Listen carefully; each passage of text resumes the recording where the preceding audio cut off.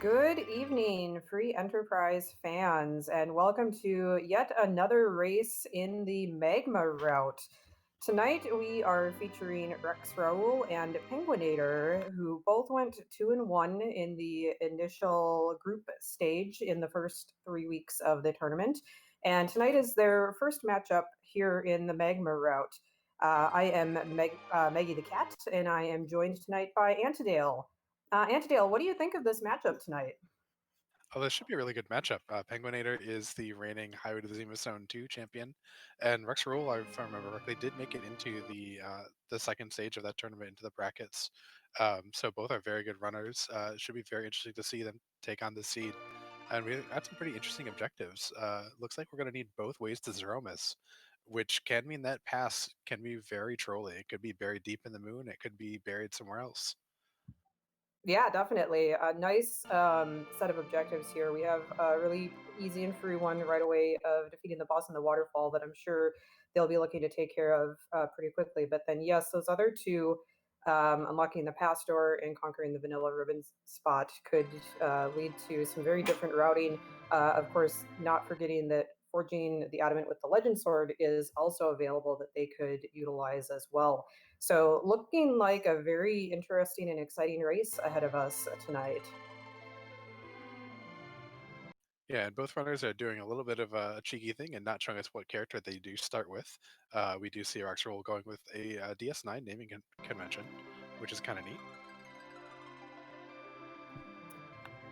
Yes, absolutely. I know Rex is kind of known for picking a naming convention from like a pop culture reference for his characters. Of course, we see that Fusoya has been turned off, of course, is not available in this flag set. So, but everybody else has been named after the various characters from Deep Space Nine there. Um, don't see penguin8r's names yet. Don't see the starting character, but I think we're going to be underway in just a few moments here, and we're going to get this seat started. Yeah, anything you're especially wanting as the first key item tonight, Maggie? So we were talking in the booth earlier that we haven't actually seen a Edward start with a spoon as the starting key item. At least I haven't seen it since the tournament started. I would actually be really, I think it would be really interesting to see that as the starting pair up here if that was available. Yeah, that would be a lot of fun, and would definitely be an interesting and a different way of going very fast, very early. Normally, the runners have been relying on Edge if they can get him right away to kind of go quickly. But even base level Eddie with a spoon puts out decent damage, so it's a lot of fun to give him his favorite trusty weapon and go forth. Yeah, definitely. This is, of course, I think the fifth of six races that we are able to restream tonight. This has been a really big day for free enterprise races. A lot of races that haven't been featured, but we have been able to feature a lot of races both here on the free enterprise channel and, of course, on our partner channels, Randomania and RPG Limit Break as well.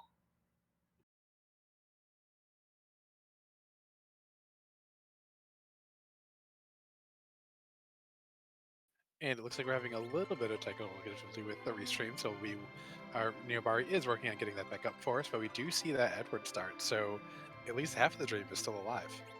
Yeah, it looks like Edward and Kane. That's a pretty good start. Kane is a really good character early on if you can find a decent weapon for him, and he does have a pretty wide selection of weapons available to him. And of course, with the T Wildish flag on, it's pretty common for runners to do a little bit of looting pretty early on. Baron, Damsian with a waterway. All those checks are available to find a decent weapon for their starting characters here.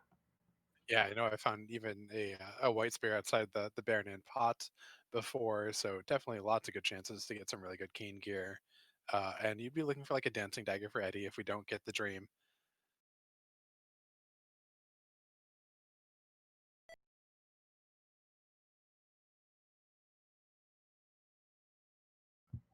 Oh, and it looks like over on Rex's side, we didn't get a spoon to start, but we did get a white spear to start. So not a weapon for Eddie, but there is a nice weapon for that Kane partner. Yeah, with that white spear, I'm definitely ready to go. Can be used in order to cast the white spell also at about, I think it's 6 to 900 or so damage per shot. So for the first few boss fights, it's probably even a little bit better overall than attacking with that white spear.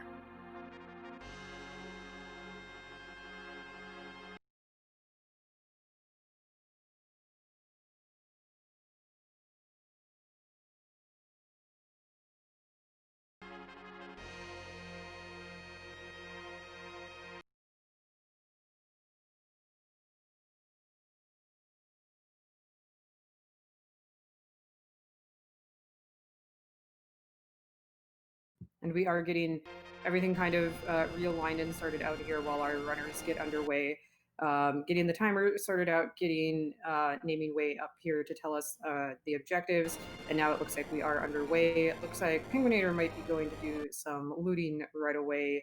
Looks like he's heading north, might be headed to that waterway. That does have a pretty nice selection of chests as well as a free character. Although we see him now, he's landing outside of a mist cave, so we might be looking for a boss here.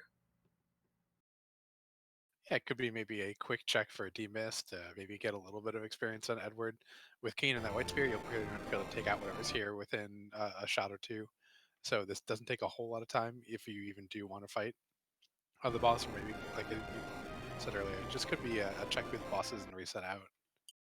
Yeah, even if you don't find demist here, it's kind of nice to have the knowledge of what boss is here. If you find a really trolly boss here like Golbez or Wyvern, then you know that that boss is out of the pool and you don't have to worry about it later on in a location that you're going to have to deal with later on.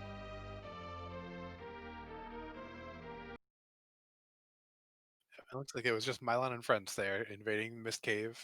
So that's a quick reset. A little unfortunate to know that you don't have that a little bit later, because it's a pretty free boss once you get up to the moon, even if it's a little bit of a slog to get through. Yeah, Mylan and Friends can be kind of tricky in just the right spot, but generally is seen as one of the definitely the easier bosses. It looks like Rex is heading straight to that watery pass, like you had suggested earlier, Maggie, and Penguin8r also making a beeline there too after checking out Miss Cave.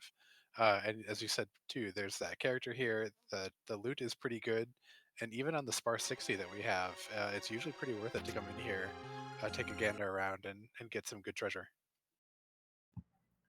Absolutely, it looks like that's a vanilla Tella here.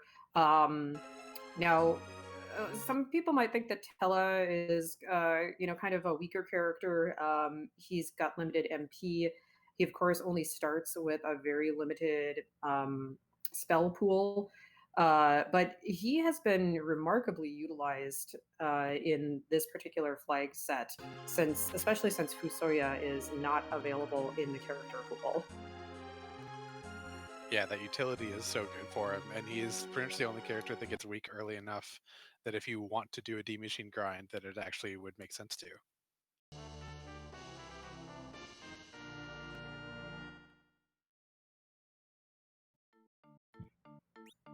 Yeah, definitely. Once you take him up to Mount Ordeals, he does gain his full spell list, which is almost every spell in the game.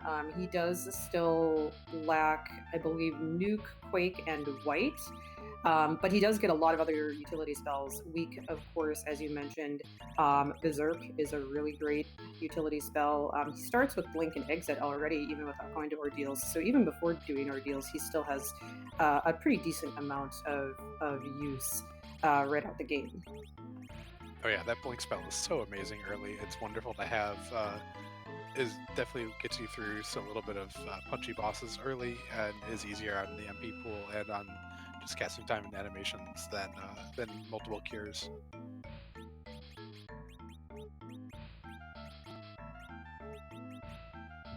And we talked very briefly about the sparse 60 flag that is utilized in this flag set as well. That basically means that 60% of the chests are, correct me if I'm wrong, Antidale, is 60% of the chests full and 40% are already open, or is it the other way around?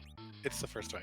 We'll get Okay. 60% of the chests available to us, or you'll get rooms like that where all three of the things in the save room here for Penguin8r and Antline were empty, and Rex will see the same thing if he goes to check it as well. Right. So it does make looting just a little bit more difficult or time consuming. They got to make a few more checks in different locations. If they're looking for a specific item, they might not find it right away. Kind of offset by that T Wildish flag that we talked about, since, like you said, they might find a random white spear or even like a crystal sword or something like that sitting in the bushes outside Baron. Yep, and here we find some Baron guards that have invaded the Antline Cave, while Rex finds karate at the waterfall.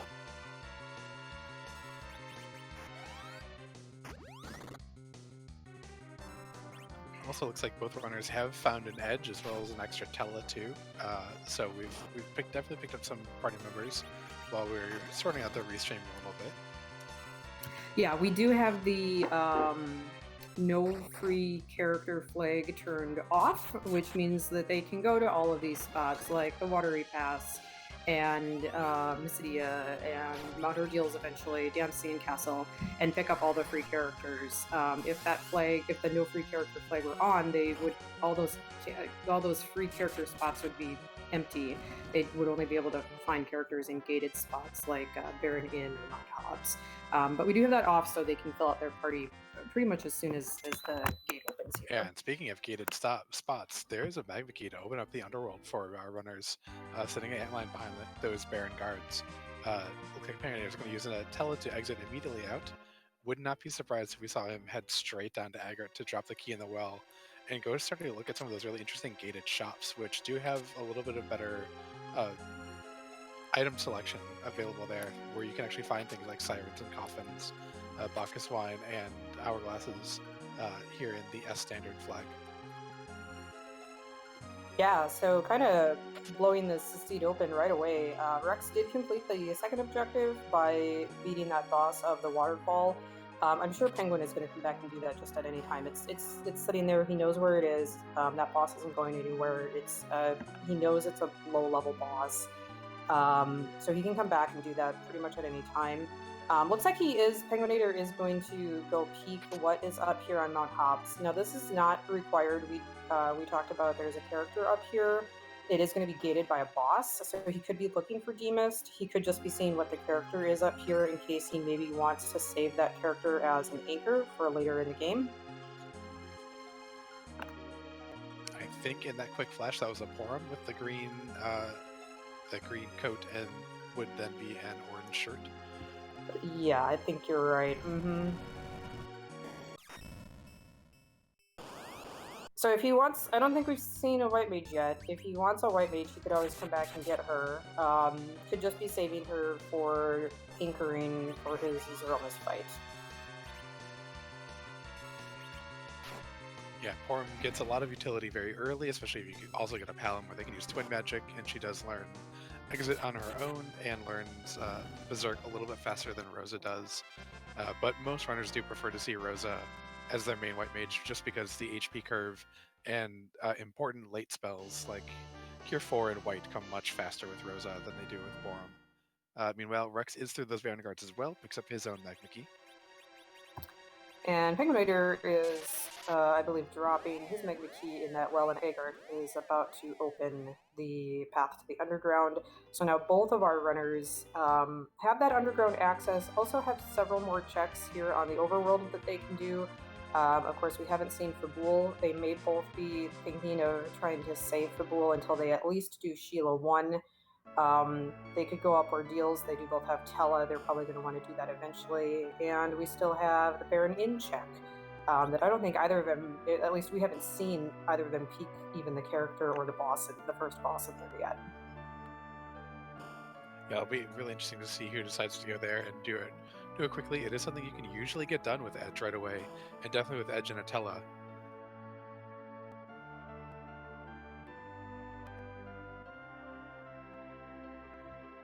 Penguin8r are doing a little bit of looting in some of these early checks, these really quick checks here in Dwarf Castle. Picks up a Thunderclaw. That's going to be some nice utility for Edge, of course. There are actually quite a few enemies that are weak, bosses that are weak to Thunder Elemental, and Edge can use that claw. So I think our runners like to see that early in the seed and keep that kind of in their back pocket in case it's needed for a trolley boss later on. Yeah, it's really nice to get when you find an Odin or a Octomam somewhere that is a little bit rude. And it looked like there's also a rune ring and a chest at the top of Dwarf Castle. That's also a really nice pickup. Gives +3 to both magic stats as well as gives some mage defense. So was a little more protected against the attacks from Asura or the physical attacks from the Magna Sisters. Yeah, definitely some nice finds there in Dwarf Castle. Has not checked the boss yet. I don't think Penguin8r has anybody with warp, so is definitely going to want to wait until he finishes Mount Ordeals so that Tella gets his full spell list, and then can utilize the warp glitch to get both the Dwarf Castle key item and the Sealed Cave key item at the same time. Yeah, and Penguin8r does find the party rock there in what is normally the rat tail chest in the Land of Summon Monsters. That'll be really nice because of that treasury there that has, even when it's hit by the 60% pretty hard, does indeed have some really good loot. And also, just there's a key item up there. There's a couple more character checks in case you're not super thrilled with having multiple Tellas in your party.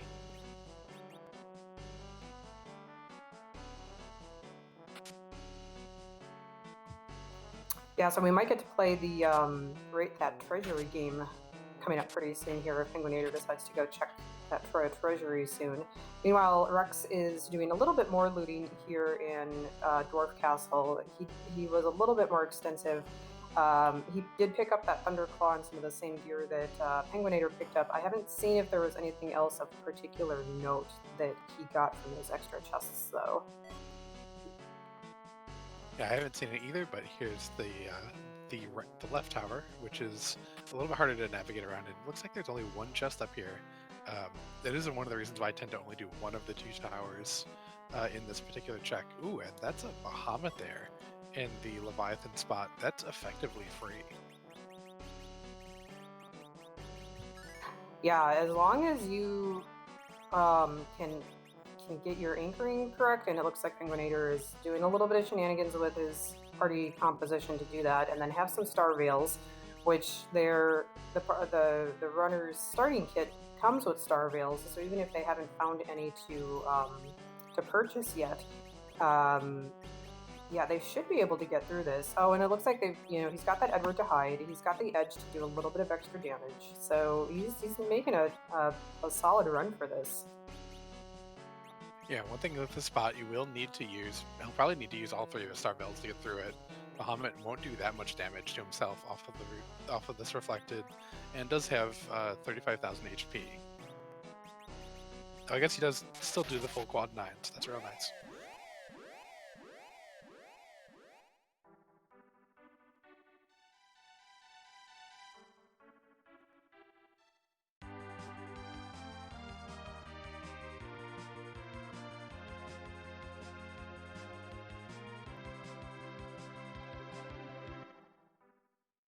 You see Penguin8r lifing up a Cane. The Cane will probably then use his own star fail once the count gets down to about 2 or 3, just so that it can last through another couple of Mega Nukes. Yeah, very nicely timed, nicely executed here by Penguin8r. And nice having that Edward kind of in his back pocket, so to speak, in case anything goes south here. Over on Rex's side, we had a check to validate the seed. He checked the job dwarf. I didn't catch all of it. Family something I saw, but I didn't see the second word of it. Yeah, that's about all I saw out of that too. But also did find an Elven Bow and a Dwarf Axe back there too, while he was validating the seed and checking the Job Dwarf, which is actually one of Rex's contributions to Free Enterprise itself. He had made the suggestion that the Job Dwarf should get a different job in every seed since he's a farmer in vanilla. And so it's very nice to see Rex make that check. And we get a pan for that Bahamut. That is going to be very nice for Penguin8r. Yeah, we talked earlier that neither of the runners have done Fagul yet, probably in the hopes that they can double up or in this case, we're going to quadruple up on the Fabul checks. So I'm sure penguin8r is going to go immediately up here to the Sylph Cave and bonk Yang with the pan. That's going to give him a key item check for talking to the Sylphs, a key item check for talking to Sheila after talking to Yang, a second key item check from Sheila for returning the pan, and then the key item check for the Fabul defense. So that's a really nice utilization of time and just the key item efficiency. Yeah, you definitely love to see getting a pan and underground access before you're forced into Fabul as a runner. And especially penguin8r's got to be feeling pretty good after handling that Bahamut fight very well, getting through that very cleanly, and getting it pretty early. And that's a nice curse string from the Sylphs there. Maggie, why do we love negative $15 stats? Yeah, so you would think on its surface that the curse string would be a pretty bad item. It's got negative 15 to all its stats. Why would you like that? Well, for one thing, if you have it equipped along with an elemental item like, say, a fire shield or piece of fire gear, you will absorb that piece of elemental, so you'll absorb fire. So that's nice, but that's not the real reason we like it. The real reason we like it is because it's useful for manipulating agility. The enemy's agility is based on your middle character's agility or Cecil's agility in this case, in this particular flag set, if Cecil is in your party. Nobody's found Cecil yet, so the game will default to the middle character's agility instead. So if you put that curse string on your middle character to greatly lower their agility, it effectively lowers the enemy's agility, which will effectively speed up the rest of your party. This is really useful in the Threemus fight in particular, and it can also be used in some other fights too, namely Wyvern in some really trolly spots. You will want that curse string to manipulate agility and lower Wyvern's speeds so that you can get a turn off before the Mega Nuke comes out.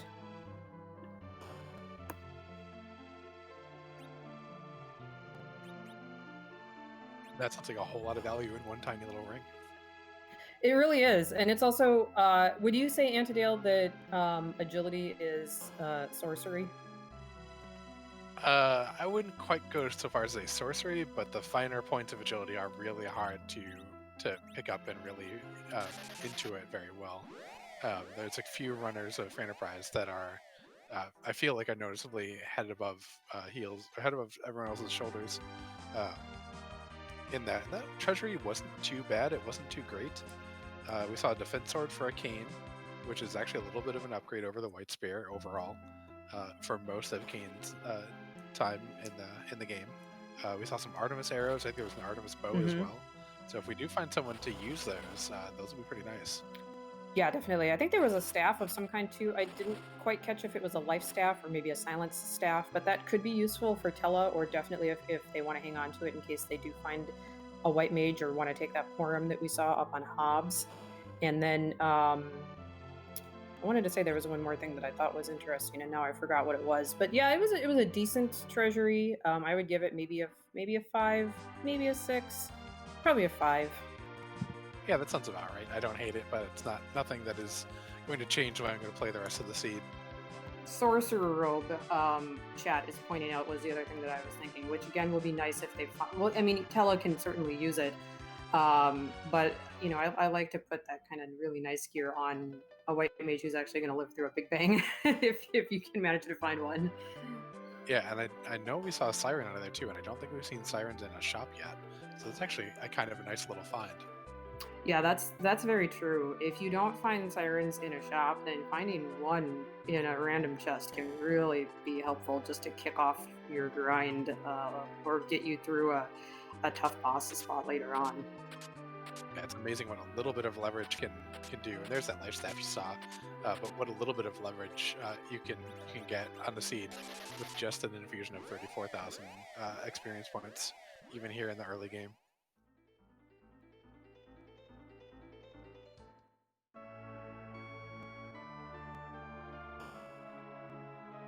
Is this the What spot is this? Is this Fabul? Fabul Yeah, that was defense. Fabul, where Yeah, okay. it just flamed down the little bombs.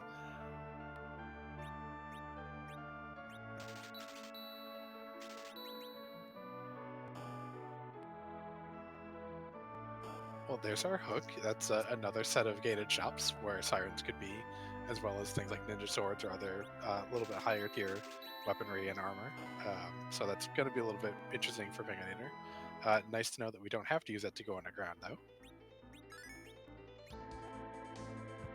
And here come Sheila 1 and Sheila 2. Sheila 1 is a package. That's a key item. I don't know how much else use they're going to get out of it.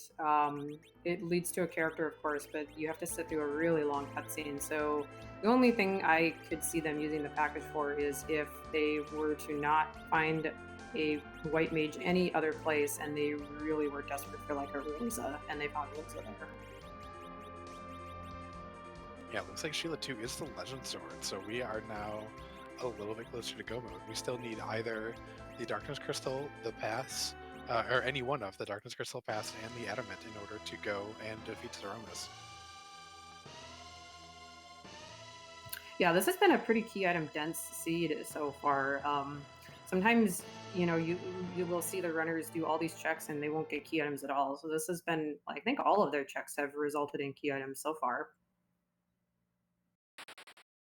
Yeah, and as Born Soren in chat says, that early Bahamut play paying out pretty big for penguin8r, getting one of those key items that is actually directly usable for go mode. And penguin8r does find some life potions and cabins here in the football shop, and is probably going to also be doing a little bit of selling of gear, since penguin8r did run into the inventory boss when talking with Sheila.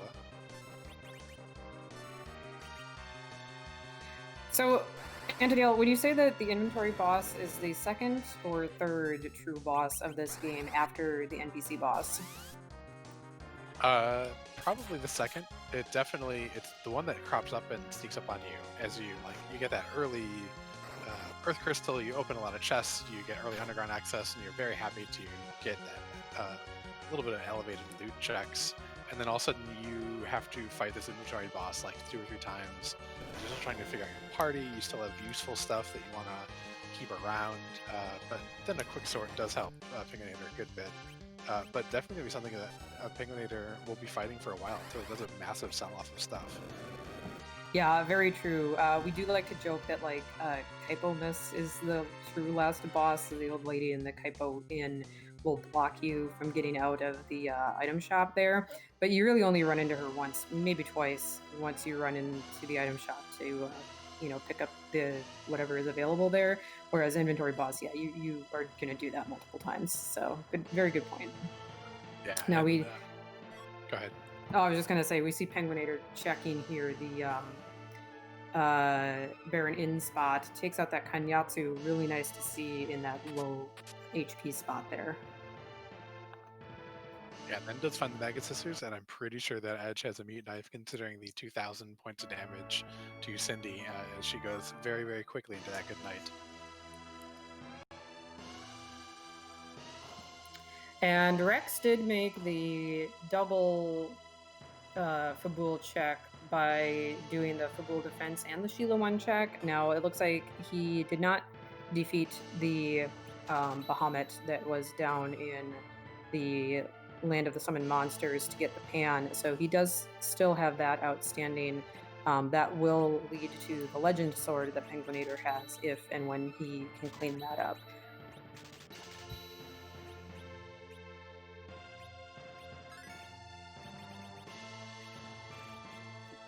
And was that a Dragoon Spear that I saw over on penguin8r's side from the Baron Inn spot? It was. Everything is coming up Kane.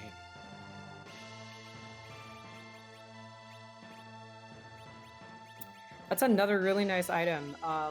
White Spear, Defense Sword, Dragoon Spear, those are like Kane's top 3 items. It kind of just depends on the situation. Dragoon Spear is not, like the stats are slightly worse than the White Spear and the Defense Sword, but it hits dragons for quadruple damage. So against certain bosses and especially for certain grinds, it's a lot better. Yeah, it's definitely the weapon of choice if you're going to fight eggs in the underworld, or if you're going to summon the King Ryu fight up on the moon. And also, it's just really nice, like you said, like Wyvern is a dragon, so Wyvern takes extra damage from that spear. You would think that all of the bosses that look like dragons are dragons, but not all of the bosses that look like dragons are actually dragons, because Bahamut is not actually a dragon. Yeah, and also D Mist is not a dragon. The D in D-Mist actually stands for dragon, right? It doesn't stand for Derek? Man, I'm getting that wrong the entire time. Yeah, you're right. That's why it's not a dragon, it's Derek. That's right. Penguin8r finding Leviathan here in the normal Mylon normal Mylon and friend spot. Not too much of a threat, although I'd much rather have a physical boss here than a boss that relies on magic or an HP based attack, because the physical spot here is very, very low, where that magic could actually take out a couple of these characters for any of those ice tubes that land.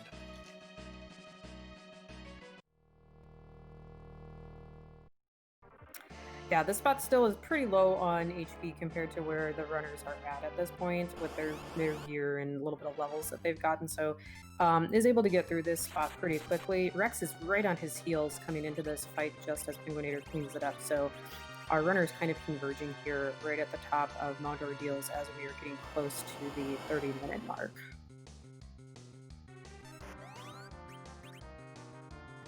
Oh, we get a little bit of alternate universe vanilla as the Elements fight is here in the back attack spot. Yeah, I thought that was vanilla for just a second, but yes, we've got Mylon is going to transform here into Rubicant, and then Rubicant is going to eat that Boreas that they found in the Troya Treasury and is going to fall into the deep ravine. Yep, Kane gets a little bit of ice on that leg, makes him fall all the way down.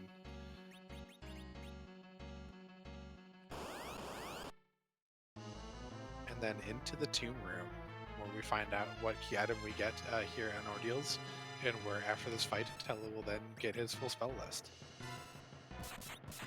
And Maggie, I noticed that Penguin8r used a Soma drop on Tella. Why would he be doing that? So Tella has 90 MP, and naturally Tella will never get more than 90 MP. You can level him as much as you want. He never gains a single MP beyond 90. But once you unlock his full spell list, he does get every spell in the game except for Nuke, White, and Quake. That includes Meteo. But Meteo costs 99 MP to cast. So normally Tella wouldn't be able to cast that Meteo, but if you give him that Soma drop, that gives him 10 extra MP. So then he has 100 MP, so he has just enough MP to cast that Meteo.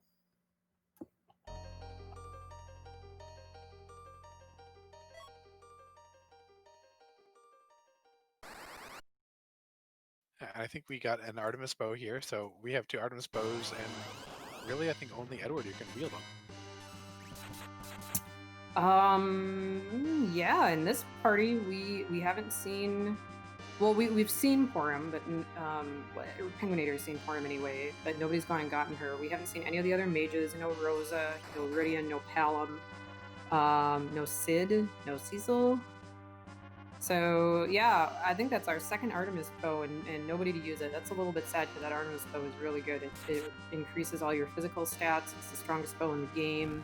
We even have Artemis arrows to go with it too.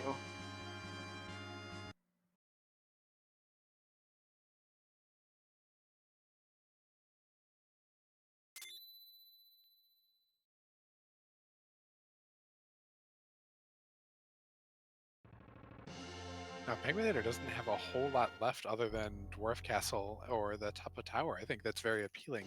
Where do you think he goes? Let's see.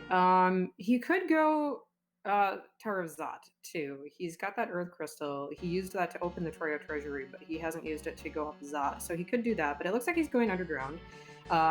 He's going to go Dwarf Castle. He did just complete Mod Ordeals to unlock all of Tella's spells, which includes the Warp spell. and he's going to use that to get two key items for the price of one. So, Anadale, do you want to explain how that dwarf castle glitch is going to work here? Yeah, so in order to probably save a little bit of space in the game, the crystal room in both Dwarf Castle and in the Sealed Cave actually point to the same room, since you can't really interact with the one in Dwarf Castle.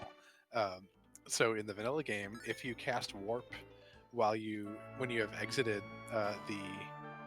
when you've gotten back into this throne room after visiting the crystal room, the game puts you into the Sealed Cave's crystal room where you can just go freely pick up that item. We do normally patch that out to where that's not available to us, but here in the group stage we do have that open, so as long as you have someone who casts Warp, you are able to go get two key items here, one from Dwarf Castle normally, and one from that glitch.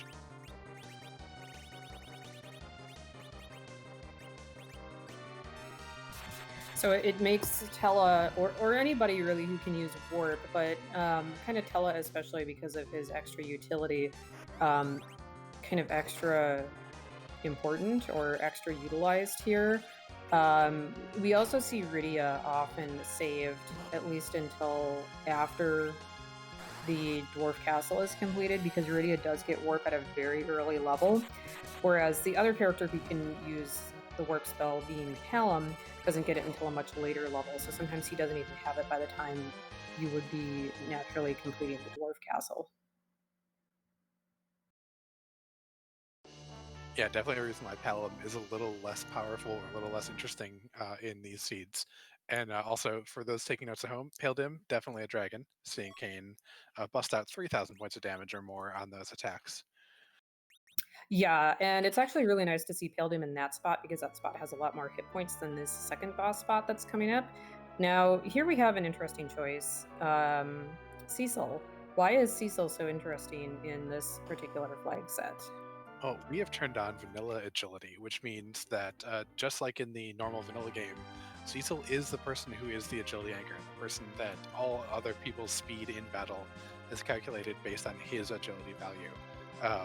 So since we've turned vanilla agility on, that kind of depowers Cecil, since you're not as interested in keeping just one of him around. So runners often will try to find two, or as penguin8r does, maybe kind of knock Cecil out until you've found a good weapon for him to where you're actually willing to pay the price for vanilla agility, because things like a wyvern and a rude fast spot can absolutely ruin your day. Yeah, and it is also really nice that they found that curse ring, at least Penguin8r did. I'm trying to remember where they got that, because I know Penguin8r found it, but I'm not sure if Rex did. Because if they do get some levels on Cecil, they can still manipulate his agility back down to a manageable level by putting that curse ring on him. Yeah, and with both that cursed ring and the dwarf axe that I know we've seen, that's a total of negative 20 to Cecil's agility. So you're really able to level Cecil up very high in order to maybe make use of cover strats, and still keep your agility at a place where you're very comfortable with it, where you can kind of know and manipulate your turn order, which is always one of my favorite things with using a very slow anchor, so that I can know exactly what order all of my people are going to come up in and really plan my routes around that. And our tracker microquarks confirming that the curse ring was from the sylphs after bonking Yang with the pan. So Penguin8r does have it, but Rex at least doesn't have that curse ring. I don't know if he's picked up another one. I don't think he has. But big shout out real quick to Microquarks for tracking, and to Neobari for restreaming for us tonight and helping us put on this great show that we're seeing between Rex and Penguin tonight.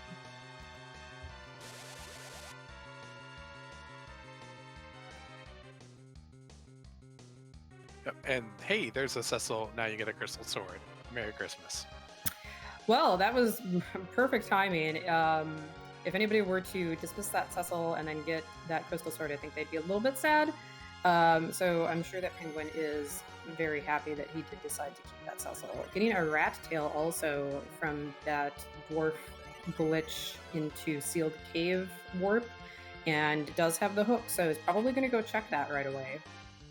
Yeah, and we do know then that the Luca key is not going to be given to us by the Adamant Grotto, turning in that red tail. because that would be logically impossible since the game's logic doesn't take into account the fact that we do have that glitch turned on.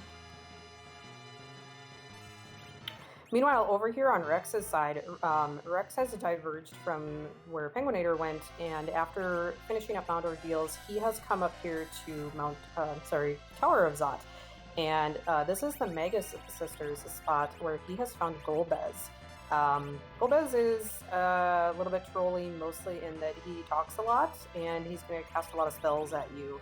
Now, Rex has gotten through all of the dialogue and the cutscenes and has gotten some star veils up, so I think he's going to be able to get through the rest of this fight just fine. It might just be a little bit long and kind of a slog to get through all of the hit points in this spot. Yeah, as you can see, the magic is not doing that much, only 700 points of damage from that Lit 3 that got reflected. And Maggie, did you see what was handed to Penguin8r? I did. That was something that was very important for our objectives. That was the pass that was needed for objective number 3. Exactly. That is now Penguin8r has two of the required 3 of 4 completable whenever he desires, pretty much. And so is now just looking for a Darkness Crystal or an Adamant. I am very interested to see where he goes from here. He has picked up the hovercraft again, and it looks like he's taking it over to Eblan. So he might be looking for loot and or sirens, because he might be thinking about how he's going to get the levels that he needs if he doesn't find a darkness crystal that would give him some of those moon and or Giant of Babel grinds. Yeah, although he does know that Darkness Crystal is required to be here on Earth, and he doesn't have really that many places left to look, unless we start getting into a pretty big chain. That's very true. We're going to see pretty quickly here, I think, what is up here at the top of Zot, since Rex did get through that Golbez fight. Although we do see sirens here on Penguin8r's screen, hidden in the Eblan Castle or Eblan Cave item shop. Yeah, so that grind question is all sorted. Ooh, and we see a couple of Drain Spears. Drain Spears are actually a surprisingly nice item to find when you have an edge in party, because that is actually a really good, efficient dart in terms of money per damage that you get. Rex has some interesting choices for characters up here on Zot. That was a Kane and a Cecil. He had a couple of Yongs in his party. It looks like he dropped one of the Yongs for the Kane, and he dropped the Cecil. So he is opting to not mess with those vanilla agility shenanigans that Penguin8r has decided to go for with the Cecil that he picked up.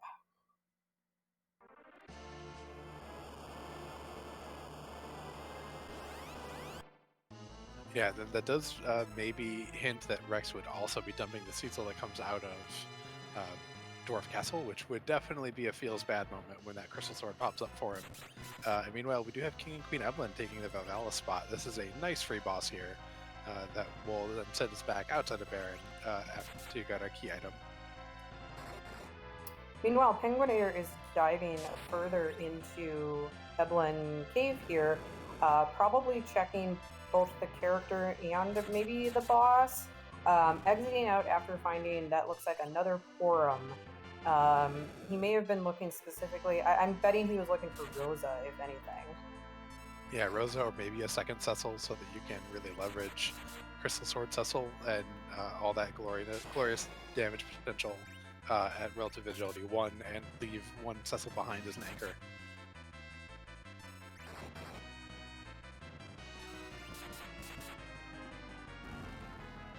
And it looks like Penguin8r is probably now going to be joining Rex up here on the Tower of Zot.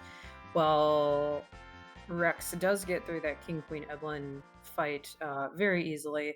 That is probably the freest boss in the game. If you don't chew through however much damage they have in whatever spot you find them at, they will eventually just fade away after casting Fire 1 and Fire 2 at you a few times.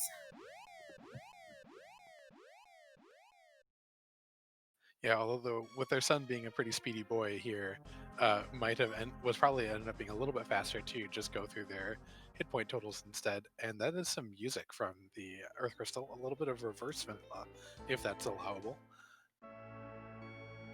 Yeah, and I'm sure chat is more than happy to see that. That twin harp, of course, is going to lead to the random music check that the Cave Magnus is gating. We'll see if Rex decides to follow up on that. It is a little bit of a long check, but his other options at this point would be Keyless Tower, the Land of the Summoned Monsters, which he hasn't done either of the bosses down there. I think that might be it. I think Rex still has Dwarf Castle to go. He Okay. hasn't gone through there yet.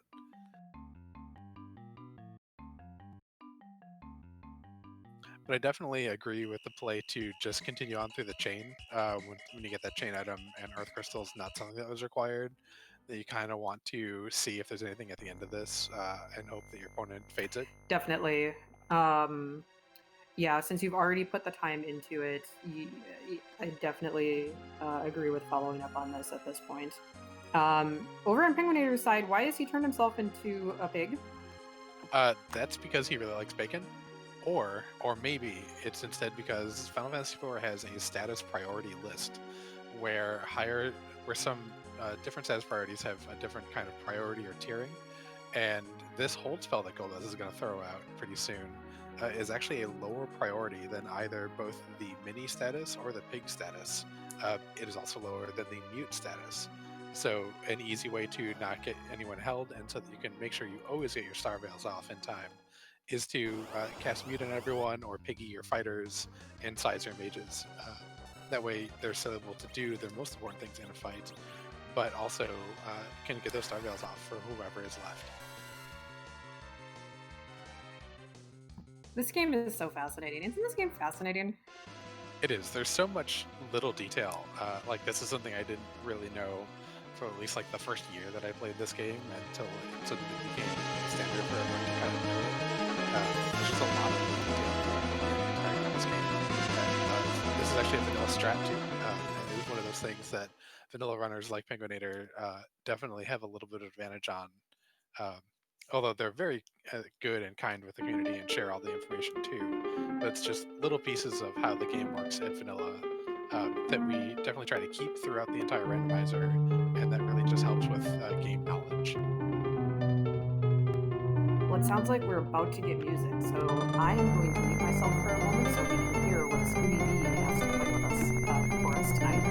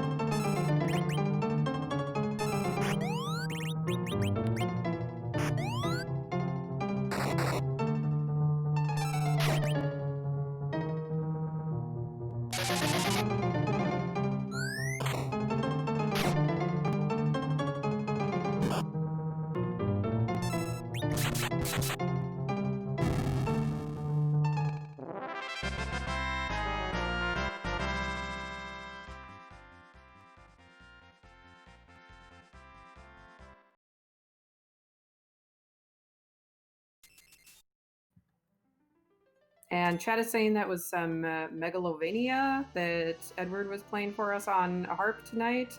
Also found the Nope Rope Ogopogo. Pretty nice to find him in this spot, so we don't have to deal with him later on. For example, on the moon, maybe if we ever get up there. Yeah, and especially with as physical as a party that as Rex has too, because you don't really want to cast magic at Ogopogo, since he'll usually counter with a blaze spell, or if you cast lightning on him, he'll counter with a weak spell, I believe.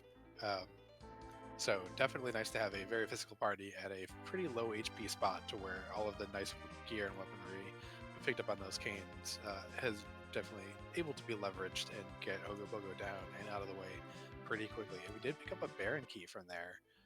So the routing has been a little bit here and there. Go to Zot, which sends you back to Baron, which then sends you to you choose to go to Cave Magnus, which then sends you back to Baron. But we're pretty much then all clear of our overworld checks, since it looks like Rex is going straight to Baron, continuing to follow this chain. Yeah, this chain has gotten a little bit deep, so I really hope that this plays off for our runners. Now, there will be 2 potential key item checks at the back of this. The Baron King will have a key item check, and then the throne in the basement where Odin usually sleeps will have a key item check. So hopefully there will be something of value in one or both of those spots for all the trouble that they've gone through to get to this point. Yeah, looks like penguin8r does decide to send Edward on his way, and picks up that second Cecil, immediately equipping him with both Torfax and Cursoring to keep that agility down as far as possible, and really get Crystal Sword Cecil going to punch his brother in the face to make sure he doesn't get any levels, and then maybe wait this out since the agility is set up so that the King and Queen will go as fast as they can.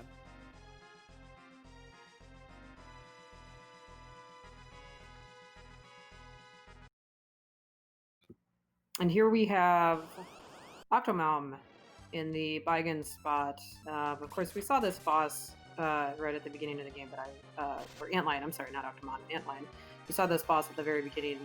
That was 45 minutes ago, and I forgot. So this should not be any problem for our runners at this point with the levels and gear that they've picked up along the way. Yeah, the only thing I ever track when I'm playing in terms of bosses that I see is the boss here, because I will 100% always forget in a race, and at least I want to remember it, where I don't actually bother tracking bosses I've defeated, because it's a little less important to me. But remembering who Baigen is something that I actually make sure to track. It's very useful if you remember to do it. And as someone who doesn't play all that often, I usually don't. But yeah, if you can remember what that starting boss is, that is definitely a very useful play. And Maggie, it looks like we have a leg invasion here at the Baron Castle. Rubicant has taken the throne from Kanatsu, who had taken it from Odin. My goodness, that's a lot of usurping of the various summon creatures here. It looks like penguin8r exciting to finally cash in that pass, get objective number 3 taken care of.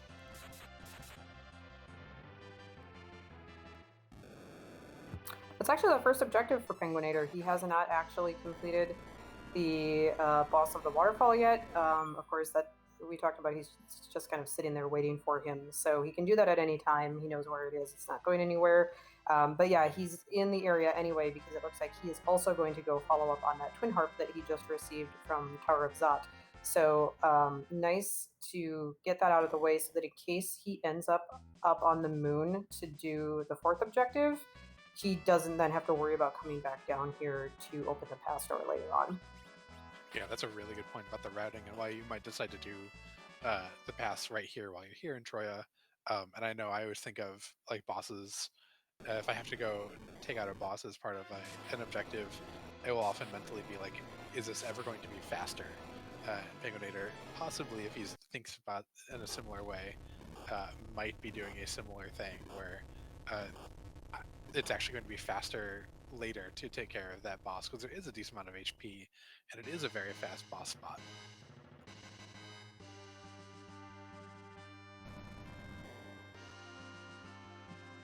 I think that was a vanilla Sid over on Rex's side in the Baron character check. Did you see if he actually took that Sid? I did not see. But there's a darkness crystal. Well, the chain pays off in the end.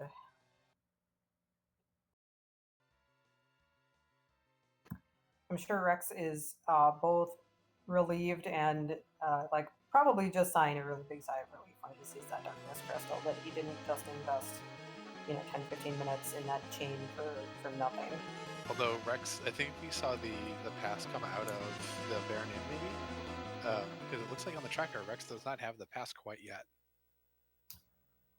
Pass was behind the rat tail, which was okay, was it Dwarf Castle? The Dwarf Castle, yeah. Rex has not been Dwarf Castle yet. So He is raising the big whale.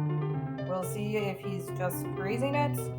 We'll see if he's maybe going to go check the character or the shop. He might be looking. Well, he's got the hook now too, so he could be looking for sirens. I don't think he's been to Evelyn yet. But we'll see what else if he's going to do anything else on the game. Yeah, but the Darkness Crystal being at the end of this twin home chamber does put Rex in a little bit of a time crunch, because penguin8r will have that Darkness Crystal, and then will be himself in go mode, doesn't need to check anything else. Rex could be going, the goal is, so far of both this tournament and many of our tournaments, like the where objectives are still one of the things is doing your objectives and you could be running to that ribbon room after maybe checking the shops and character.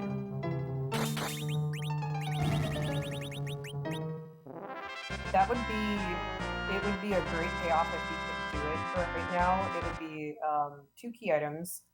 But I think even more importantly, it would be the experience. And I think both of them are a little bit low on experience right now, so they're definitely going to need some way to get XP. penguin8r has sirens, or at least knows where sirens are. I don't know how many he has in his inventory, but I don't think Rex has found the sirens yet. He did check the item shop up here and found coffins, which is really nice. So he can do warlocks, but he would have to turn random encounters on and just find them. And can't, with the flag set that we have on, you can't run from other random encounters if he doesn't find the ones that he's looking for.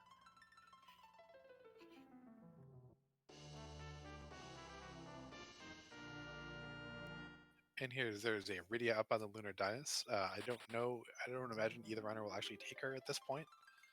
It's just a little bit late for her, and there's no real compelling reason to slingshot or set up a D machine grind to slingshot just one character. penguin8r does go to the waterfall, does pick up, find this karate, and is going to absolutely demolish him with Cecil.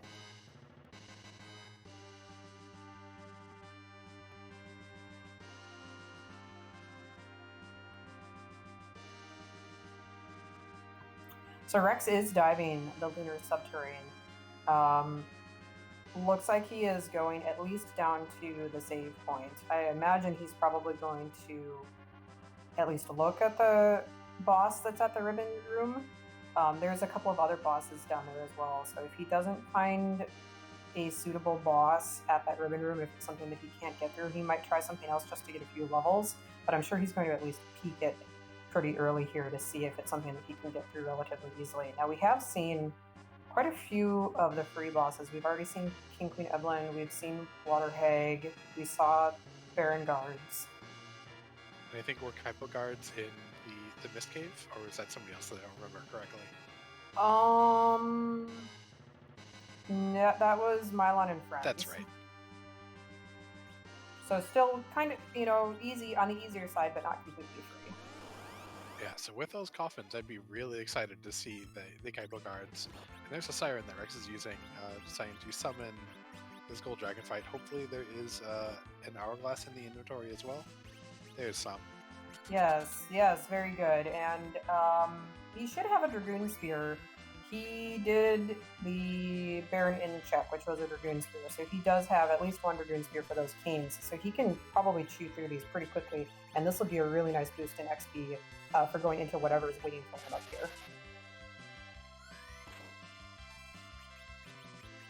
Thematically, I'm a little bit sad that Golden Cane doesn't have the Dragoon Spear.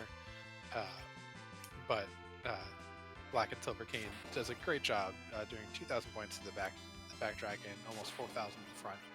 This should be a pretty quick fight overall.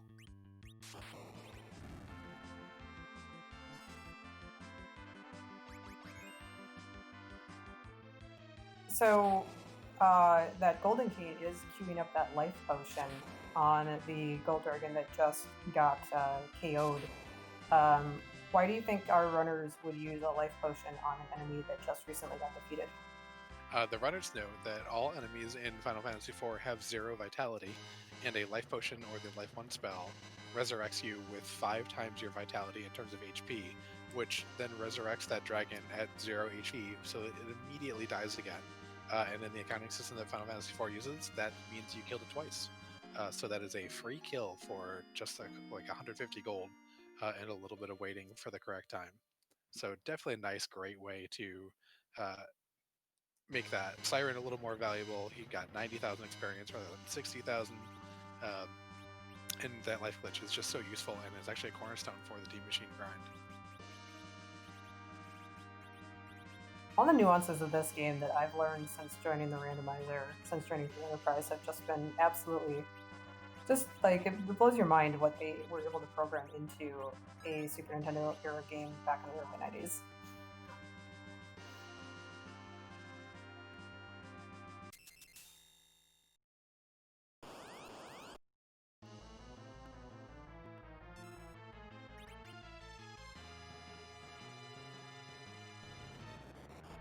This is not free, Antdale.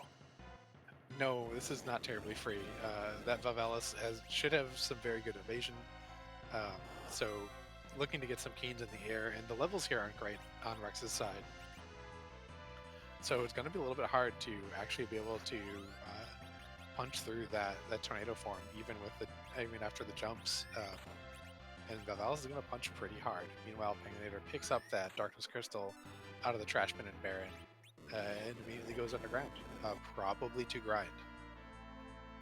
Yeah, so we saw Rex use the single siren that he pulled out of a chest from Troya Castle to summon the gold dragons. That was a great utilization of just a single siren, since he hasn't found the shop that sells sirens yet. penguin8r bought a stack of sirens, and so he's going to go do, this is a really common grind in the underground, by summoning an egg, as we see here on his screen. It'll hatch into a yellow dragon if he lets it hatch, but if you can kill it in one shot, which Kane with the Dragoon Spear will, because it's still considered a dragon, you can just keep summoning them and grinding for XP. I'm not sure if he maybe thought he needed something, got into his airship and flew around for a little bit, and now he's going back to the grind spot. So he's definitely not at Threemus levels yet, but I think he has 10 key items, so this is probably going to be his grind, is just staying here until he's at a comfortable level. Yeah, that Darkness Crystal was his 10th key item.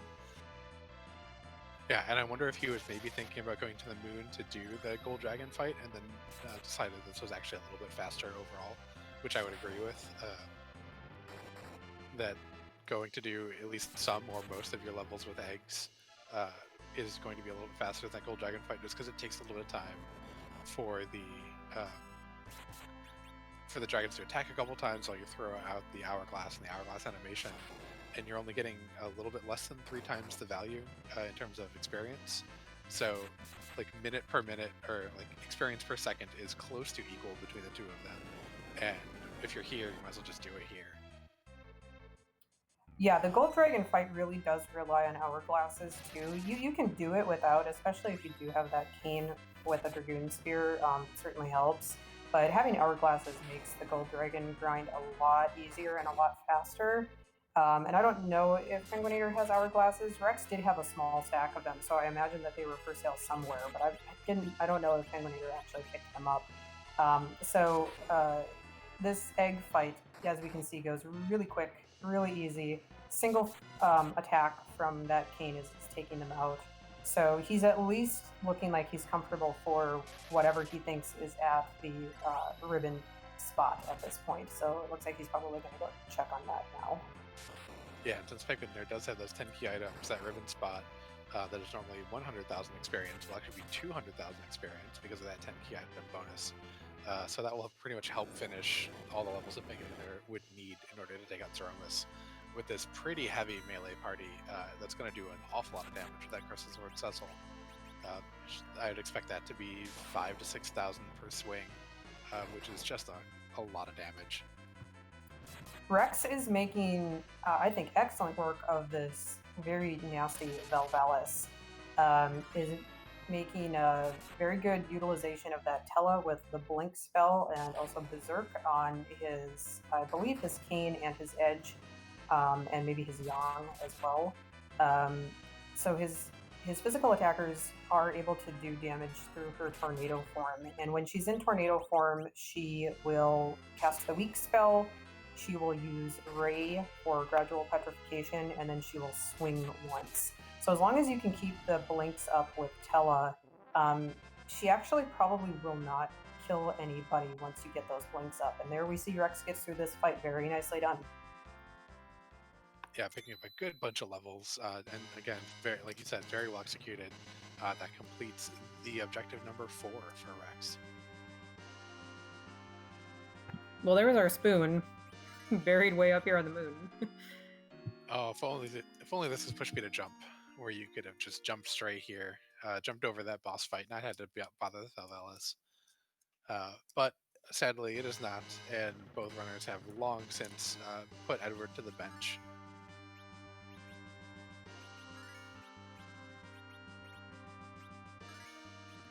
So Rex now has a little bit of a conundrum because he still has to find either the pass or both the legend and the adamant, and he doesn't know where any of them are, and he's here on the moon. We know that both the legend sword and the pass are back down on the blue planet. Rex does not, so he's probably going to full clear this moon while he's up here.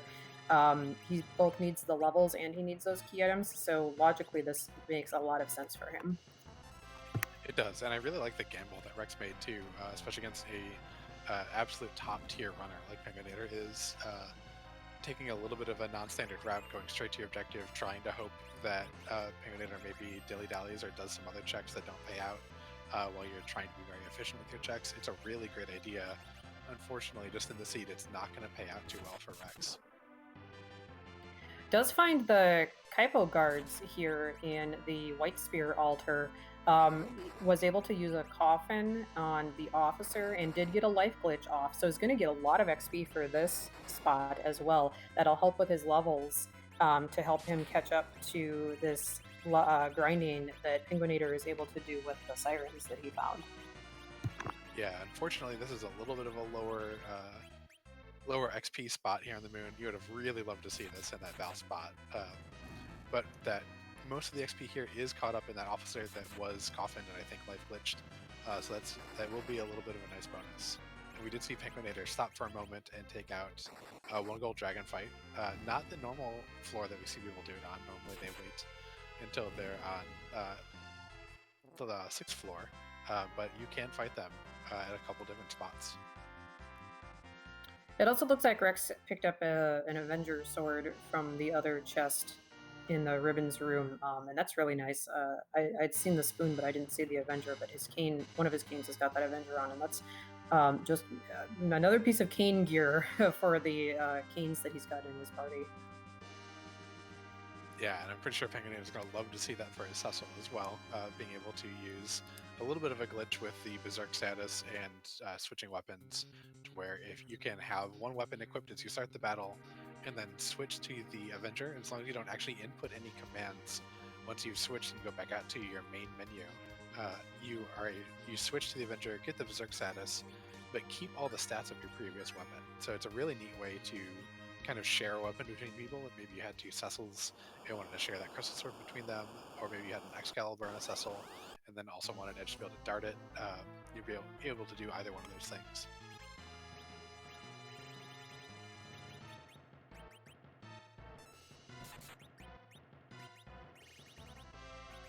And here's Octomom in the vanilla Ogopogo spot.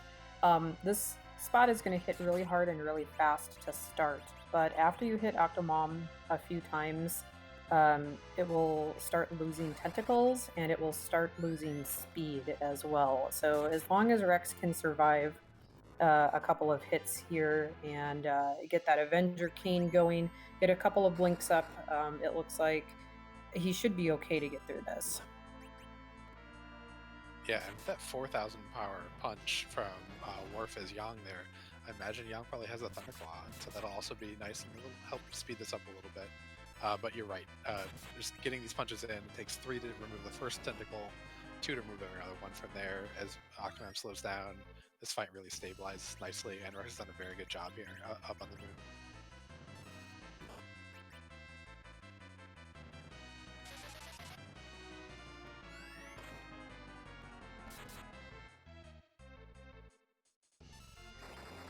This Valvalis looks like maybe giving penguin8r a little bit of trouble. Penguin8r is hitting really hard, but that Velvalis is hitting really hard too, and has knocked some of his party members down. I think he lost his Tella early and wasn't able to get the blinks up, but he was able to hit hard enough to chew through her hit points pretty quickly there. Yeah, and one thing you saw Penguin8r dart one of those drain spears at Velvalis. The dart, just like Rose's aim, actually goes straight through the tornado form. So if you have a spoon or any other high-powered weapon, that's a great place to use them against Velvalis, because it just helps onto that tornado form get through. And that is Penguin8r with conquering the Ruin Room, and therefore completing 3 of the 4 objectives and getting his crystal. And he is right up here on the moon at the save point.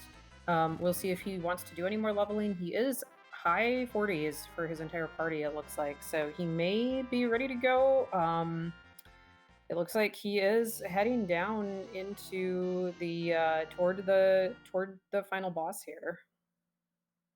Yeah. Meanwhile, Rex getting another white spear as a reward, as well as some experience for defeating the Octomam. Definitely not what he was looking for. He's really looking for one of those 3 pieces of gumbo that he needs.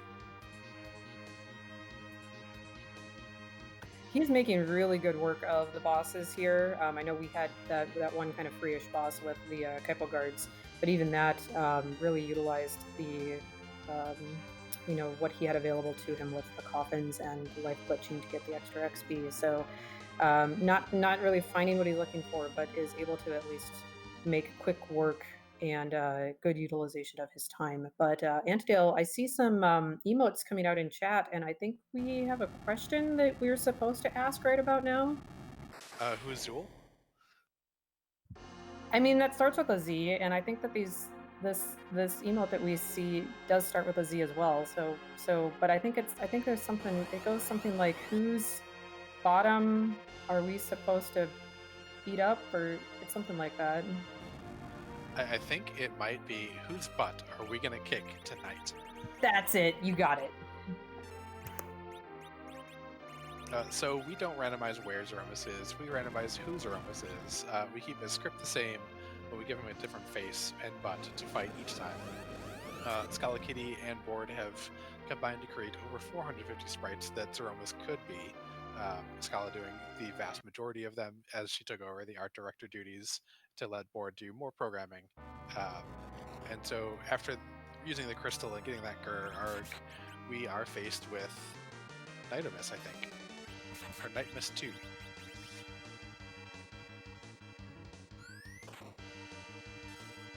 Maggie, I have no idea where this sprite is from. Do you know? I don't. I was looking at it trying to determine if I knew what this is, and I really don't. Maybe chat can help us. I do see Scala in chat. So, Scala, what is this?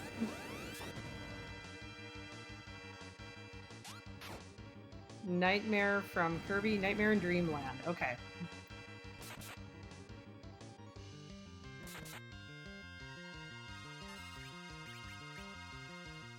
And that sprite has a very good color palette match with the purple menus that Penguin8r is sporting. Yeah, I mean, the aesthetic of the sprite itself is very. I think it's fitting for Zeromus. It's supposed to be, creepy and a little bit scary looking.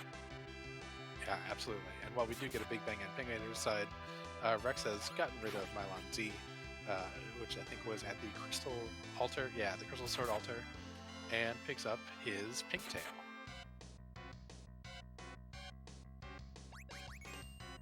That could be another cane weapon. The pink tail, of course, normally would have an adamant armor, but we have turned off adamant armors in this flag set, so instead it will have usually a high-powered, like a tier, I think it's a tier 7 piece of equipment. So that could be like another nice piece of equipment for Kane. Yep, could also be something nice like a white shirt. But who knows if we'll actually see Rex go turn that in. He doesn't really need that much more. Masamune might be nice for that edge that he's been carrying around. And I think we've only seen like long swords available in shops. It looks like Rex is going to go ahead and clear out the moon. He exited out to save and heal, and now he's going to dive back in to get the vanilla pale dim spot that's up here near the beginning of the lunar subterranean.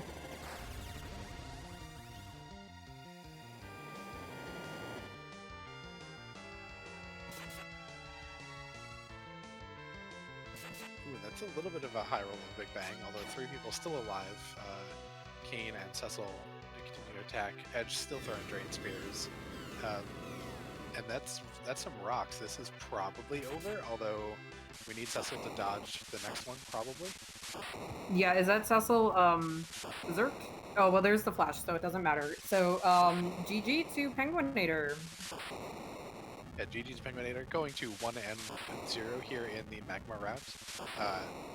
Penguin8r does need to get either 3 or 2 wins in order to get into one of the 2 play-in races that will be at the end of the 3 matches that are played here in the Swiss round. To where and for the Magma Route, the top 3 runners in the 3-0 play-in race advanced straight to table, and then anyone who played in that race or had a 2-1 record that did not advance to the table already will play in another multiplayer race, where again the top 3 people advance from the Magma group.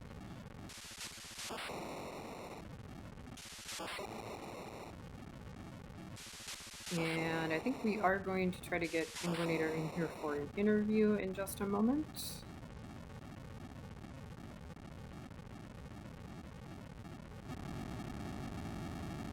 Meanwhile, Rex has run into this is a pretty trolly wyvern here in the pale dim spot. Yeah, definitely. You're never happy to see wyvern, and so we'll see if Rex decides to go back in and fight it, or nope, is gonna looks like off to Cave Bahamut to find some value.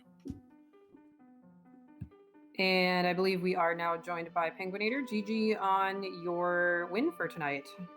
Thank you. So, what did you think of the seed? It got blown open, pretty wide open, pretty early, finding that magma key really early on. How did you decide your routing from there? It was fairly straightforward at the beginning, I think, going for the easy and more efficient checks. I think because I did the pan early, then Fabul was all 3 at once, and kind of clearing out the overworld and Dwarf Castle for the 2 checks. But then once I kind of got funneled into the Earth Crystal overworld chain, I was getting a little bit nervous, because I at that point I already had the pass. I don't remember exactly where that came from, but I was a little nervous that Keyless Tower, potentially, if Rex went there early, could put him in a bit of a lead, because there was just one more item needed for go mode. It was actually either Adamant or Darkness, I think, at least for me at that point. So going through the long chain was a little bit scary.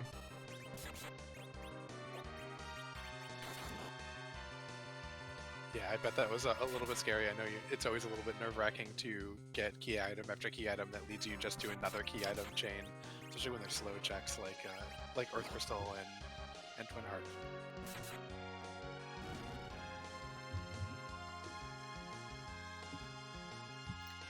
We saw you nope out of a couple of characters. You went up to Hobbs, you went down into Eblin Cave. I think those were both Porum. Were you looking for a specific character when you made those checks? I think the initial Porum at Hobbs, I still had more checks available, so I wasn't that interested in the character necessarily. But I do like to check that generally in case it's someone really good or a Mist Dragon. And then the hook check, I think that was after I had found 1 Cecil, and the Crystal Sword, so I was kind of hoping for a second Cecil to better enable him. And I maybe could have taken the Porn, but I think at that point I was still keeping Edward as well, kind of hoping for an earlier spoon. Yeah, we saw you make some really good use of darting those Drain Spears. Are you always happy to see them in a place where you can buy a good stack?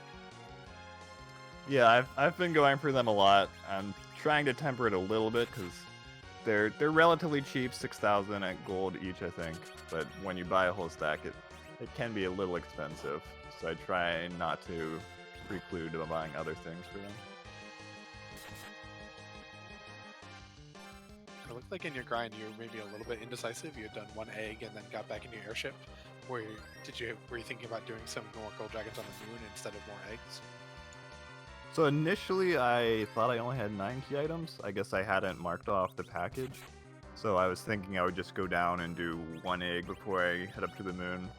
Because I think I was still low enough that 1 egg would take me up quite a few levels, get up to probably the low 30s, which is about where I wanted to be at least for doing the moon fights. But then after I did 1, I realized that I did actually have a full 10 key items. So then I kept grinding a bit more. I hadn't checked the moon character yet, and I was somewhat interested in taking a white mage if they were there.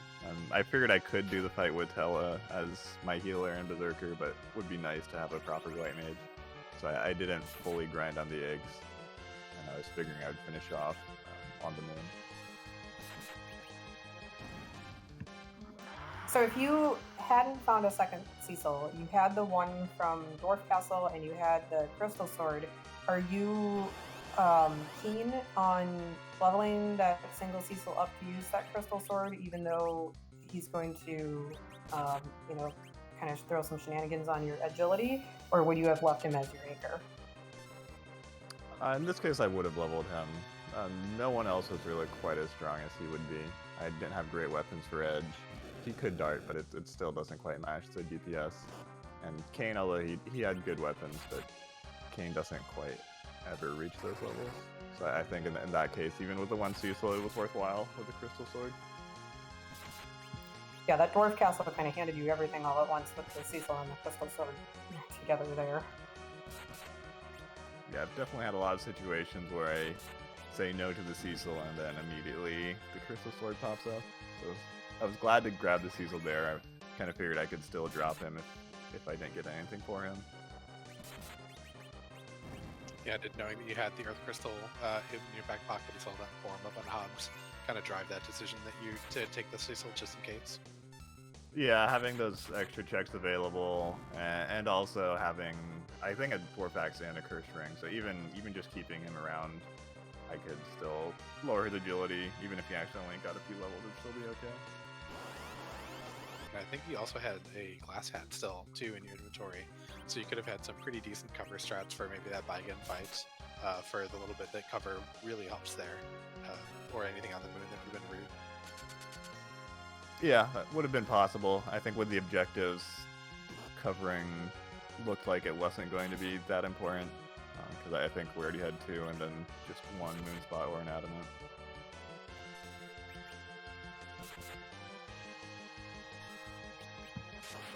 Well, did you have any other thoughts on this seed or on the tournament in general? You've got 1 win now, so you're 1 step closer to getting at least to a play-in race to the table group. Just thanks everyone helping out with the restream, and GG's to Rex. Looks like he's running a pretty good race. Looks like he rushed that darkness. I was impressed when I checked into the restream once I was done and to see that he was already on the moon before I was. Yeah, he did start the whole chain up Zot a little bit earlier than you did, and then found the Darkness Crystal. So he it was good that he got it when he did, like as early as he did, but then he kind of got rabbit holed a little bit by it. So he's finishing all that up right now on stream as we speak, it looks like.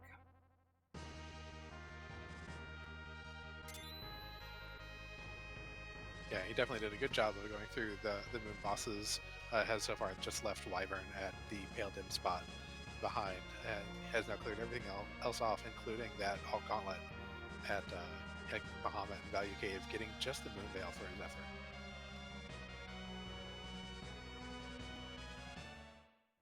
Got a lot of XP for that too. I think that kind of took care of a lot of his grinding that he was going to need to do.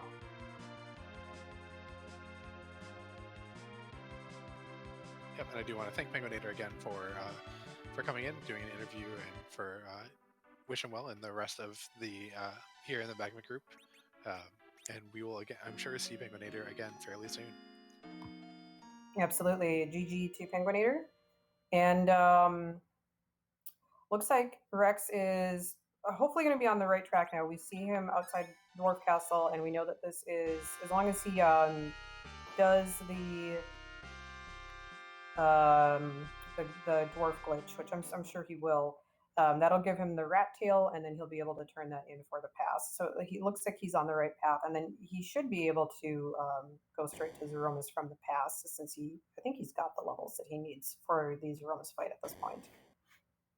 Yeah, I would think so. After that fairly long, very good XP from that gauntlet. Although he would have had only 9 key items throughout that entire gauntlet, so not as great XP as it could have been, but still should be pretty solid. Yeah, that's a pretty good HP totals. Yeah, definitely. And he's gonna chew through this. Like we said earlier, this Kael'din is definitely a dragon. He's gonna chew through this pretty quickly with the cane that has the Dragoon spear on.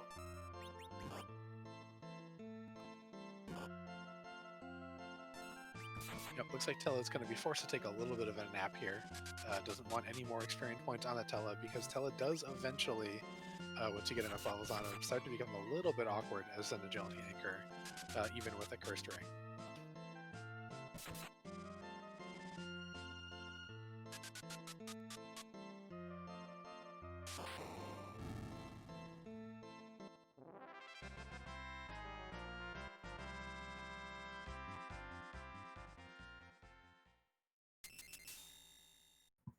So while Rex is finishing up this check here in Dwarf Castle, I wanted to give another shout out to our restream team. We have Neobari doing the restream for us, and Microchords has been keeping us all straight with the key items by doing the tracking. And of course, Antidale joining me in the booth tonight. So thank you so much to all of our wonderful volunteers who have been able to make all of these excellent races happen for us. We would not be able to bring you all of these matches to restream without all of their, without everybody's help.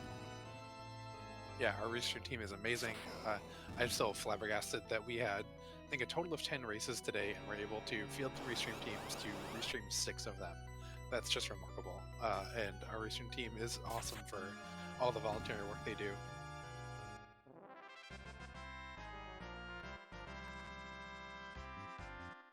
Yeah, and also big shout out to our the other channels that help us make all these matches possible as well. RPG Limit Break and Randomania, the various Randomania channels, both, or I should say, all 4 Randomania channels that have featured us during the tournament. Randomania 1, 2, 3, and 4, since we've had so many races that we have kind of featured back to back or on top of each other, we have had to utilize all of their channels at various times. So thank you to all of our partner channels for letting us utilize their network. Absolutely. And there, Rex is getting that crystal sword that he does not need, having ditched both Cecil's, but does life that Quark back up in order to cast Warp and pick up that rat tail, which we know will turn into the pass.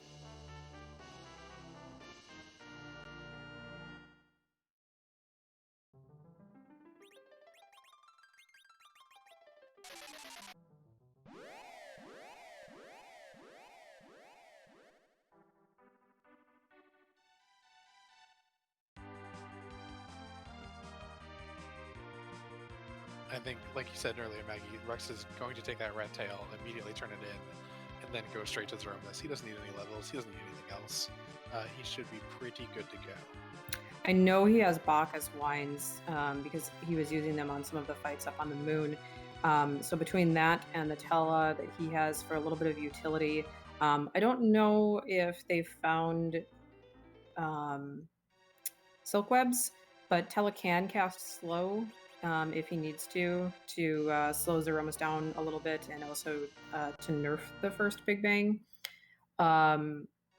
And I think they must have found Cure 3s at some point. I'm just kind of assuming that. And that pretty much, yeah, I see at least one Cure 3 in his inventory.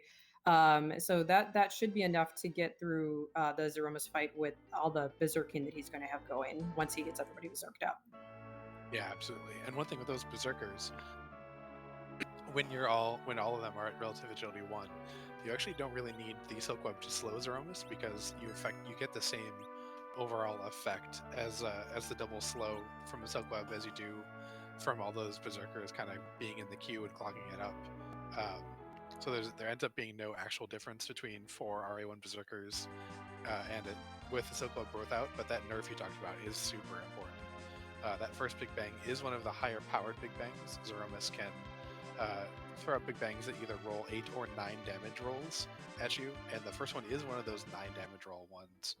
So you're definitely interested in making sure that you nerf that first one so you don't have to worry about healing too much through the rest of the fight. That's really interesting and good to know. I kind of just even recently started to realize and see the discussion about the higher power versus lower power Big Bangs, even not even talking about nerfing them. But I didn't really even know that there were like higher power versus lower power Big Bangs. So again, just really fascinating, all the different nuances of this game that we are continuing to find out about. Yeah, and for all the people playing along at home, the higher powered Big Bang can do up to 2,700 points of damage, and the lower powered one does up to 2,400 points. So you know you're 100% safe on all your characters when they are north of 2,700. But you don't normally have to go that high, especially when you have characters that have some really high magic stats.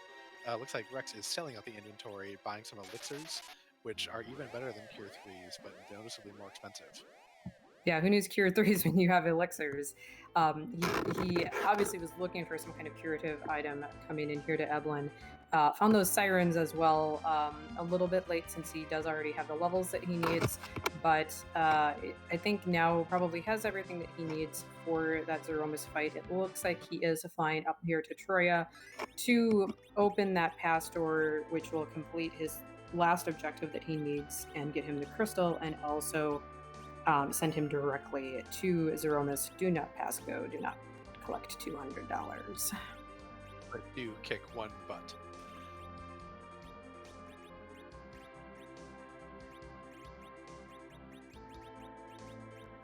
It looks like there's just a little bit of inventory management, trying to make sure the important stuff is near the top, so that when you're in the fight, you kind of don't have to panic and start reaching for it and go throughout everything. It does move like this elixir's up, that Silk Web up. Wouldn't be surprised, and is leaving a spot for the crystal to go up there too, and does also move the Bacchus wine up. I like to do that too. It's handy just so that then you're not going back and forth in your inventory to find all the important stuff during the actual fight. Adjusting his battle speed just a little bit, making sure that everybody's in the right order. And now I think we see the Z-Flags coming out just a little bit, so we're going to go. Rex is just about to see whose butt he is about to kick here.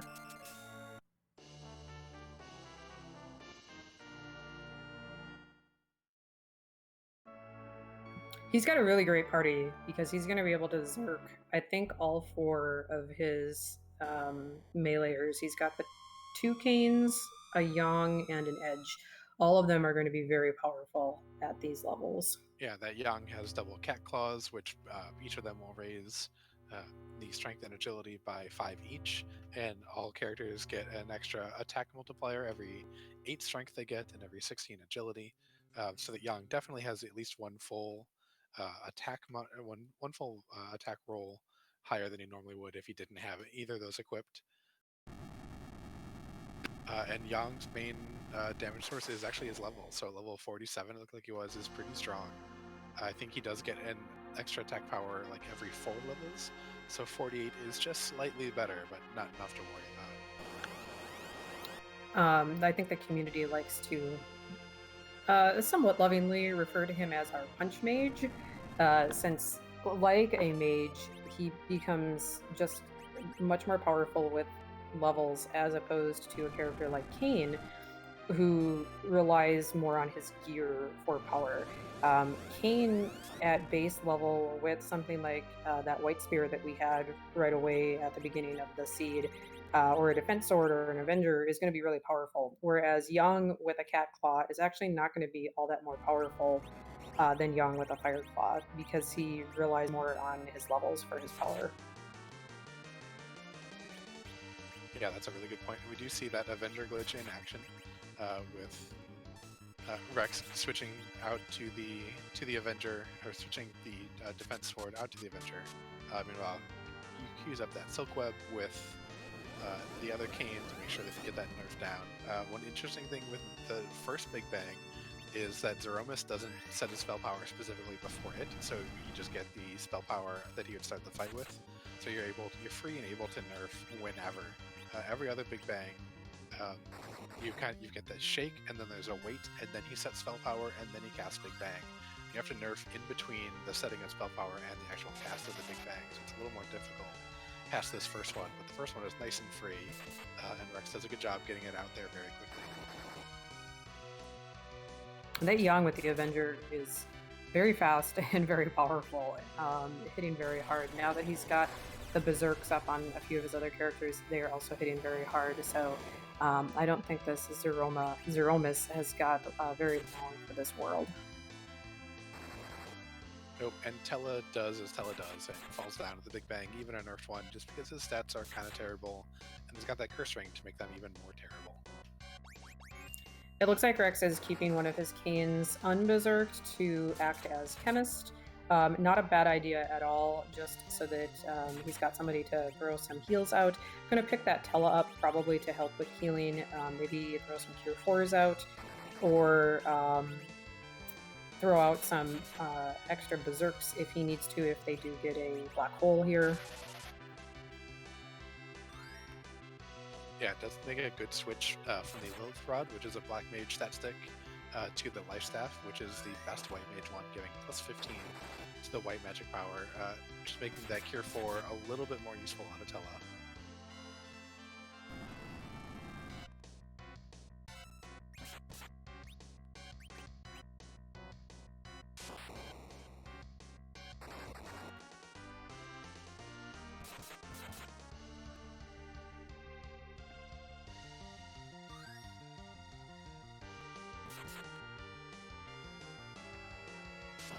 Tella topping himself off here. I don't know that he would be able to survive a Big Bang, but at least getting his MP back up, since he is still, even with if he got a Soma drop, he's pretty limited on his MP, so I'm going to want to keep that MP as topped up as possible with those elixirs. Yeah, and the next Big Bang that comes out should also be followed by a black hole, so that would give the opportunity for some of these berserk characters to not be berserk to get Tella back up, and you wouldn't want to waste time getting Tella some more MP once you raise them, because you don't have that much time before the next Big Bang comes out. So definitely a good idea, like you said, to keep that MP level pretty topped off so that you can cast a single target Cure Forward someone maybe to fully heal them no matter what HP total they're at.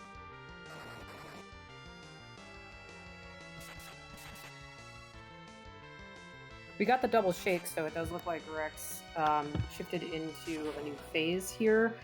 His Berserkers are doing so much damage that Threemus is just kind of not able to really react here. Yeah, it's definitely good to hopefully avoid what is called sometimes the combo platter, where you get a Big Bang and then directly into another Meteo. I think Rex's damage totals are such that he'll avoid that. And so we should see the black hole come up pretty soon. Or we just will get a crack, a boom, and a flash, and that is GG to rexxraul, who finishes with an official time of 1:34.06. GG to Rex. That was an excellently played seed. And I think that we are now joined. Welcome, Rex, and GG on your finish. Hey, thank you. Rex, that was a really great moon dive. Unfortunately, it just didn't pan out for you. How did you feel when you're going through all those moon fights? Well, I mean, I felt pretty good about almost everything. Like, when that Valvolus fight first came on, the only thing that I really thought was bad at that was my first move was to jump with Kane, and I'm like, ooh, I probably actually just want to berserk up everybody and use Tella to blink, and luckily I wasn't punished for that or anything like that, but it went really well, and then from there I was able to take out, that was giving me enough of an experience boost with that one Siren I had to take out the moon, and other than that Wyvern, which, yeah, I only had one Star Veil left in my inventory at that point, it just wasn't going to happen. Yeah, we were commenting as you were going through all the moon checks that you handled them very efficiently, especially with like the levels you had. You were a little bit low going into that Valvelis fight, but Yep. you handled it really well, and then got some of the XP for it, and then took out those Kypho cards next door. Got some good XP for that as well, and then kind of just chewed through everything else that was up there except for that wyvern, but got all the XP you needed, got through all those fights. Just unfortunately got a little bit rabbit holed by not finding the items that you needed up there. Right. Well, like I'm not gonna like pretend that I wasn't anything than a big underdog in this fight. Penguin8r is just a great runner, and a long-time great runner of Free Enterprise. So I knew I needed to gamble pretty hard, I think, to win, because I think if we're both playing like really efficient routing and everything like that, like I think he's got the technical edge on me without a doubt.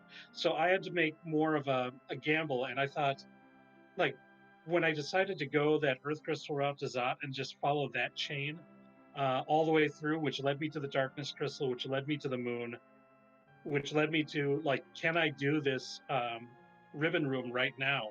And when I could, I'm like, okay, well, I'm just committing to it fully. And then I worked through all that. And, if I had found the pass up there, then this might have been my race. I don't know. I'll have to watch the VOD to see what route Penguin took, but that was my thought. Like, that's what I needed to do in order to win. Yeah, and I could tell. I think you could tell that you were making some gambles, and you handled them really well. So I think you were right that if they if they had played out, it definitely could have gone in your favor. It's just in this case, rando's gonna rando, and that's the nature of a game like Free Enterprise. Yeah, without a doubt. And like, I don't feel bad about my performance at all. Like you said, I do feel good about like how I handled all those bosses. And I didn't have, like, other than the Tella, I didn't really have any mages. And I knocked out Tella for most of my fights anyway, so I was just going with the Zerk strategy the whole way, and it was just kind of nice to know that I was still able to do that, even though, like, just a pure Berserk strategy isn't something that I practice very often. It's fun to see. You didn't quite do the Quinta Zerk strats, but you had the Quad Zerk strats, and it's fun to see that you can kind of just sit back and watch Zeromus crumble before you to all of your berserkers. You had really good levels in gear by the time you got there. Yeah, and I used Battle Speed 1 for Zeromus, which I almost never do. So, but I figured if I'm going to go with 4 Berserkers, Battle Speed 1 seems to be the best choice. I thought maybe you did. I saw you go into your menu, and I couldn't. You were in there real briefly, so I was like, did you change his battle speed? I couldn't quite tell, but yeah, I know you normally lower your battle speed for the Z fight. But yeah, it went really well for you, so it worked out. Yeah, I have been rolling with Battle Speed 3 throughout the entire Moon fight, or all the Moon fights, because especially at those low levels, I just wanted a little bit of reaction time. So that really helped me get through those Moon fights, and then by the time I got to Zeromus, my squad was so powerful, I'm like, oh, I don't need this anymore. I can just go ahead with the Zerks. Yeah, it definitely worked out very well for you. So 0-1, you've got a little bit of a harder route now to get in one of those plane matches. How do you feel about the next couple of matches that you'll have? Well, I mean, the saving grace is at least I'm playing somebody else who lost.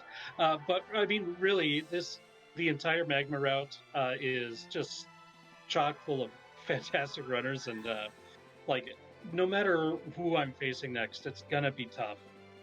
And I think whoever Penguin8r fights next, it's going to be a really tough fight there too. The quality of the runners is just so high, and I think that's what's making this an exciting event to be a part of. And I'm looking forward. If I can make it to the play-in races, that's great. Making it to Magma was already made me feel really good to start with, and as long as I play well, I think if I play like I did today, I've got a chance of progressing to the play-in race. But we'll see what happens. Yeah, absolutely, and I totally agree with that assessment. That if you play like you did today and you played very cleanly and well, that you definitely have a good shot at getting into one of the play-in races at least. Yeah, definitely. I was just gonna say, GG on your finish, and yeah, you did play very well, and good luck on your upcoming races the next couple of weeks, going through this Magma Route. All right, well, thank you, and thanks for putting on a show tonight. And thank you for letting us restream you. It's been a blast watching you and penguin8r race. All right, thanks. Have a good night, everybody. Good night, Rex, and GG's.